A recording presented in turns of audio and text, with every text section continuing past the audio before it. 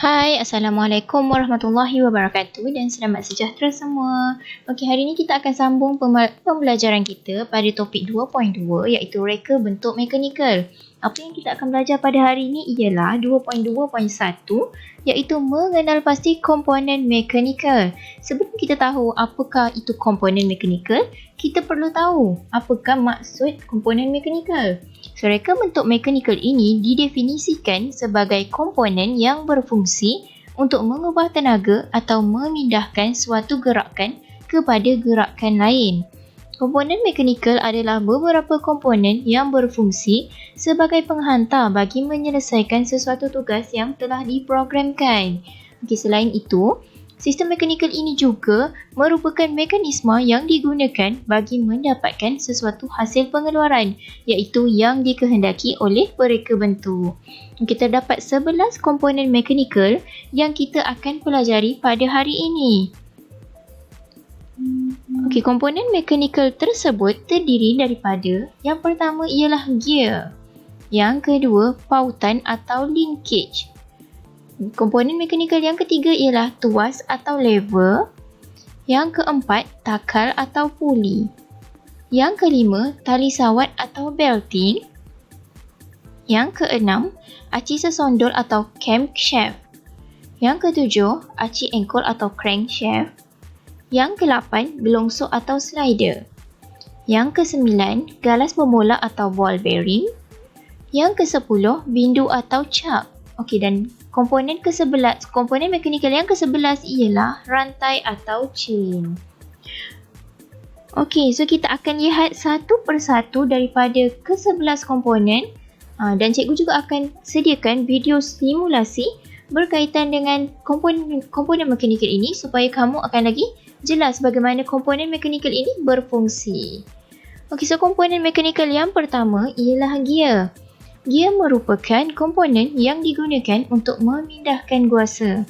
So, gigi yang terdapat pada badan gear berfungsi untuk menyalurkan kuasa dari sumber kepada penerima. So, gear digunakan untuk menghubungkan semua bahagian yang berputar dan menukar kelajuan sesebuah mesin. Okey, terdapat 10 jenis gear yang akan kita pelajari pada hari ini.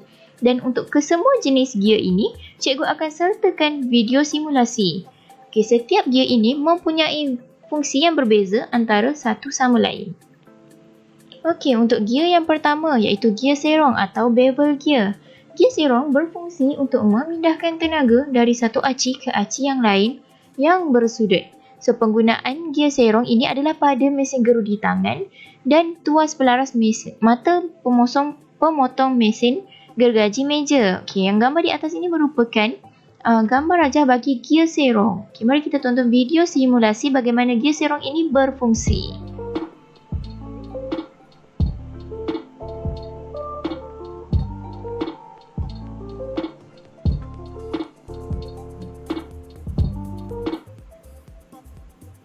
Okey, gear yang kedua ialah gear taji atau spur gear. Gear taji digunakan untuk memindahkan tenaga antara aci yang selari. Okey, gambar raja di atas ini merupakan gambar raja bagi gear taji. Okey, mari kita lihat bagaimana gear taji atau spur gear ini berfungsi.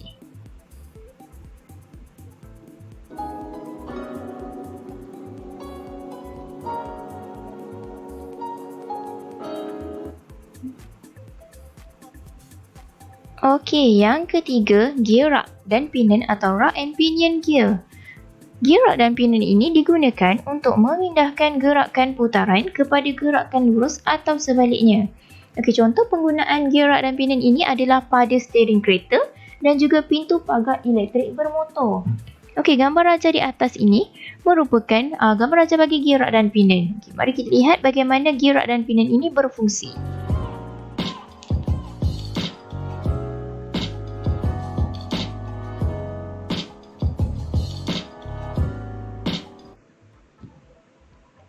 Okey, seterusnya gear yang keempat iaitu gear serong pilin atau spiral bevel gear.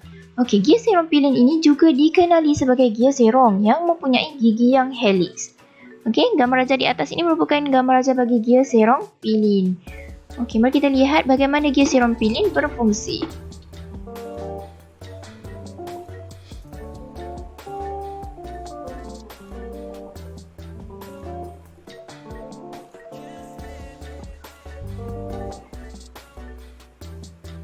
Okey, seterusnya gear yang kelima iaitu gear belitan atau warm gear. Gear belitan digunakan pada mesin untuk mengurangkan kelajuan dan memindahkan tenaga putaran aci pada sudut yang bersilang. Gambar raja di atas ini merupakan simulasi bagi gear belitan, di mana dia berfungsi untuk mengurangkan kelajuan dan memindahkan tenaga putaran aci pada sudut yang bersilang. Okey, mari kita lihat video simulasi.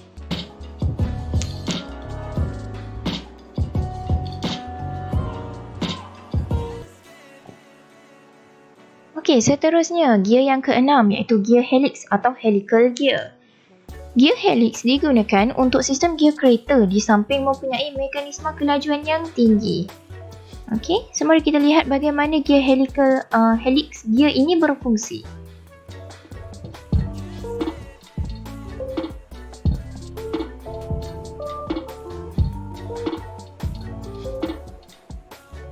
Okey. So, seterusnya gear screw atau screw gear. Gear screw juga dikenali sebagai gear helix yang bersilang. Dia sama dengan gear helix tapi dia bersilang. Okey, mari kita lihat video simulasi.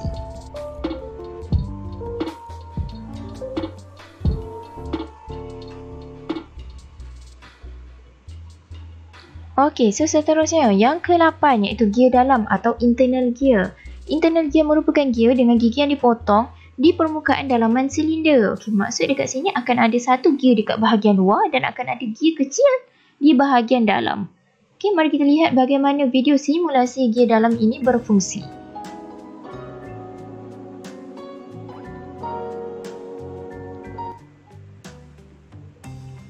Okey, so seterusnya yang ke-9 ialah gear tulang herring atau Herrington gear. Gear tulang herring ini dikenali sebagai nama tulang herring kerana bentuknya menyerupai ikan herring.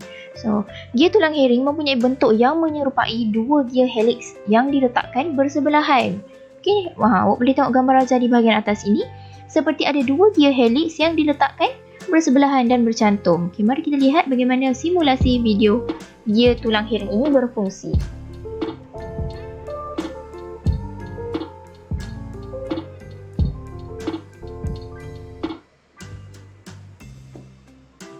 Okey, gear yang terakhir, gear yang ke-10 iaitu gear meter atau meter gear. So, gear meter merupakan satu jenis gear serong di mana dua paksi putaran bersilang. Ianya berfungsi untuk menukarkan arah penghantaran. Okey, yang di atas ini merupakan gambar raja bagi gear meter. Mari kita lihat simulasi bagaimana gear meter ini berfungsi.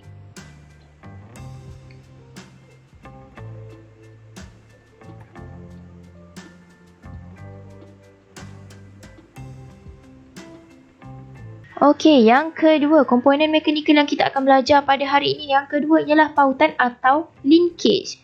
Okey, komponen pautan ini berfungsi sebagai penghubung sesuatu, komponen atau bahan bagi melengkapkan suatu sistem. Okey, gambar raja yang pertama ini merupakan gambar raja pautan yang berada pada pintu.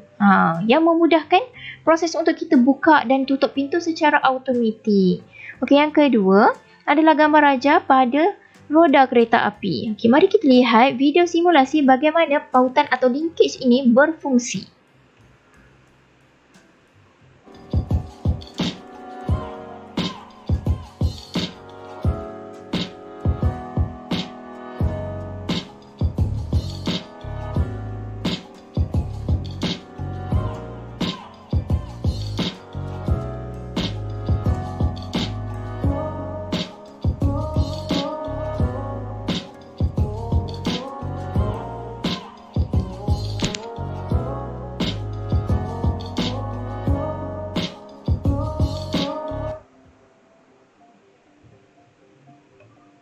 Okey, so seterusnya komponen mechanical yang ketiga ialah twirl atau tuas.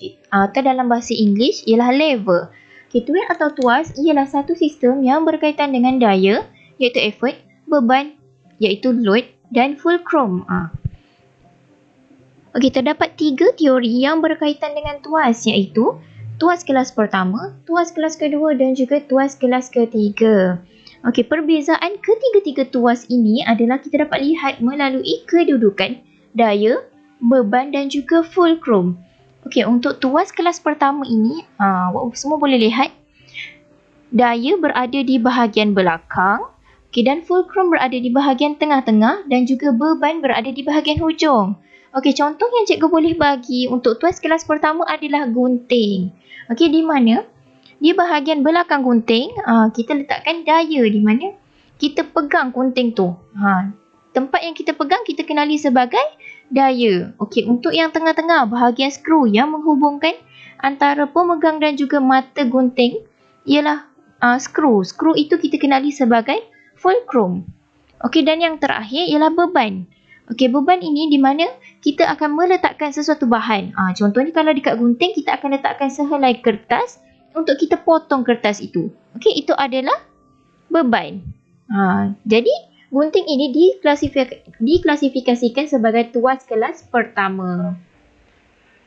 Okey, seterusnya untuk tuas kelas kedua pula, di mana daya berada di bahagian hujung, okey, beban berada di bahagian tengah-tengah dan juga fulcrum berada di bahagian hujung sekali.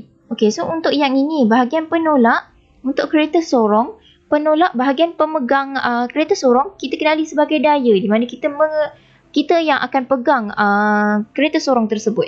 Okey, di bahagian tengah-tengah dikenali sebagai beban di mana di bahagian tengah-tengah ni kita akan letakkan beban di mana contohnya seperti pasir, batu. Okey, pasir dan batu dikenali sebagai beban. Okey, dan yang terakhir di bahagian tayar kereta sorong ini kita kenali sebagai fulcrum yang menggerakkan kereta sorong tersebut. Okey, untuk jadi kereta sorong diklasifikasikan sebagai tuas kelas kedua. Okey, dan tuas kelas ketiga pula ialah yang itu. Beban berada di bahagian belakang, daya berada di bahagian tengah-tengah dan juga fulcrum berada di bahagian hujung. Okey, sebagai contoh cikgu bagi orang yang tengah menyapu ni. Okey, yang bahagian atas pemegang penyapu yang tangan dipegang belah atas itu kita kenali sebagai fulcrum. Di mana kita pegang sahaja benda tu. Okey, di bahagian tangan kedua di bahagian bawah tu kita kenali sebagai daya di mana kita akan gerakkan tangan kita untuk menyapu sampah. Kita akan gerakkan penyapu tersebut. Okey, dan yang terakhir sekali adalah beban. Okey, di bahagian hujung sekali ialah beban. Di mana kita menggunakan penyapu lidi penyapu tu untuk menolak sampah, menolak daun-daun kering. Okey, itu kita akan kenali sebagai beban. Di mana sampah, daun kering, pasir dikenali sebagai beban. Okey, itu adalah perbezaan antara ketiga-tiga tuas kelas pertama, kelas kedua dan juga kelas ketiga. Di mana kita dapat lihat daripada segi daya, kedudukan beban dan juga kedudukan fulcrum. Okey, komponen mekanikal yang keempat iaitu takal atau puli. Okey, takal ini merupakan mesin ringkas yang terdiri daripada satu roda berputar pada ganda. Ianya digunakan untuk mengangkat beban yang berat agar beban tersebut menjadi ringan. Okey, awak semua boleh tengok gambar rajah dekat sebelah kanan awak ni. Okey, ni cikgu ada tunjukkan di mana kedudukan roda, di mana kedudukan ganda dan juga tali dan juga alur. Okey, dan gambar di sebelah kiri awak ni adalah bagaimana takal ini berfungsi. Okey, ini adalah contoh-contoh bagaimana takal itu berfungsi. Okey, komponen mekanikal yang kelima iaitu tali sawat ataupun belting. Okey, tali sawat ini digunakan untuk menghubungkan takal pemacu yang dipasang pada enjin atau motor elektrik dengan dipacu. Okey, gambar raja sebelah kiri awak ni adalah gambar raja bagi tali sawat. Manakala gambar raja di sebelah kanan ini bagaimana tali sawat ini berfungsi. Di mana bahagian sini ada tali dipacu dan takal dipacu. Okey, sebelah kanan awak gear yang besar ini dikenali sebagai takal pemacu dan juga tali yang menghubungkan kedua-dua takal ini dikenali sebagai tali sawat. Okey, itu adalah fungsi tali sawat. Okey, so seterusnya komponen mekanikal yang keenam, aci sesondol atau camshaft. Okey, aci sesondol ini digunakan untuk membuka dan menutup injap iaitu valve. Ianya biasa ditemukan pada kenderaan terutamanya kereta. Yang ketujuh, aci engkol atau crankshaft. Ianya digunakan untuk menukarkan gerakan linear kepada gerakan berputar. Seterusnya sebagai penghantar kuasa ke kotak gear untuk menggerakkan kenderaan. Okey, sebuah kenderaan mesti kena ada aci sesondol dan juga aci engkol supaya enjin kereta boleh berfungsi, okey? So bila ada aci sesondol dan aci engkol, barulah kereta itu akan boleh bergerak. Okey, mari kita lihat bagaimana aci sesondol dan aci engkol ini berfungsi melalui video simulasi yang akan cikgu tunjukkan. Okey, so kebiasaannya kita akan nampak video simulasi yang bakal cikgu tunjukkan ini pada iklan minyak petrol, iklan minyak pelincir kereta. Okey, mari kita lihat video bagaimana aci engkol dan aci sesondol ini berfungsi. Today, the internal combustion engine is used in motorcycles, automobiles, boats, trucks, aircraft, ships, heavy-duty machinery and power generators. A four-stroke engine is an internal combustion engine in which the piston completes four separate strokes: intake, compression, power, and exhaust during two separate revolutions of the engine's crankshaft and one single thermodynamic cycle. Let's take a look at the basic internal parts of a four-stroke engine. Inside the engine block, there is a crankshaft. Piston rods are attached to crankshaft. Pistons are attached to the piston's rods. As the crankshaft turns, it causes the lifter to make each piston move up and down. At the top of the crankshaft there is a camshaft which is connected to the crankshaft by a timing belt. While the crankshaft is making the pistons move up and down, the camshaft is turning, making the valves to open and close.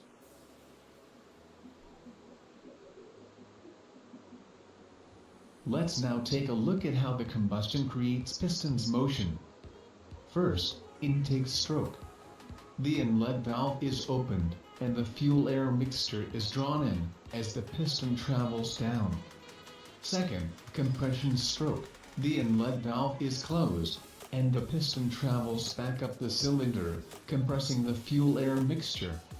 Just before piston reaches the top of its compression stroke, a spark plug emits a spark to combust the fuel-air mixture. Third, combustion stroke. The piston is now forced down by the pressure wave of the combustion of the fuel-air mixture. The engine's power is derived from this cycle. Fourth, exhaust stroke. The exhaust valve is opened, and the piston travels back up, expelling the exhaust gases through the exhaust valve. At the top of the stroke, the exhaust valve is closed. This process is repeated. What have been presented is the cycle of operation of one cylinder of a four-stroke engine. Generally, engines have two or more cylinders acting in concert with each other to produce the engine power.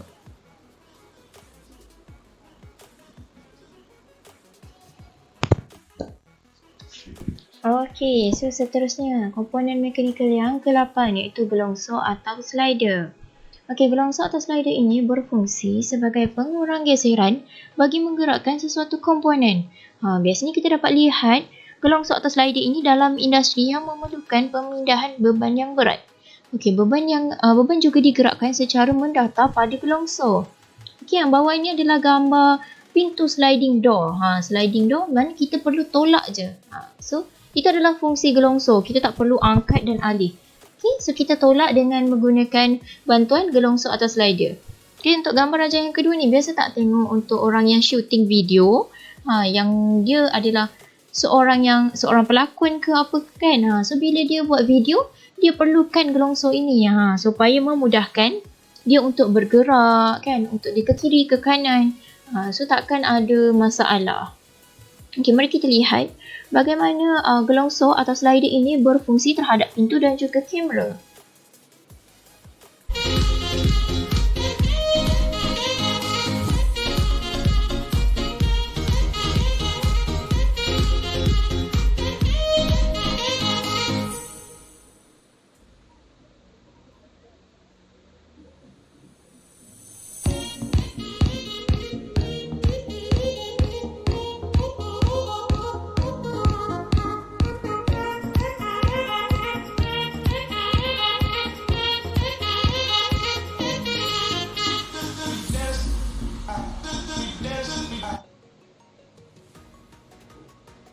Okey, komponen mekanikal yang ke-9 ialah galas berbola atau ball bearing.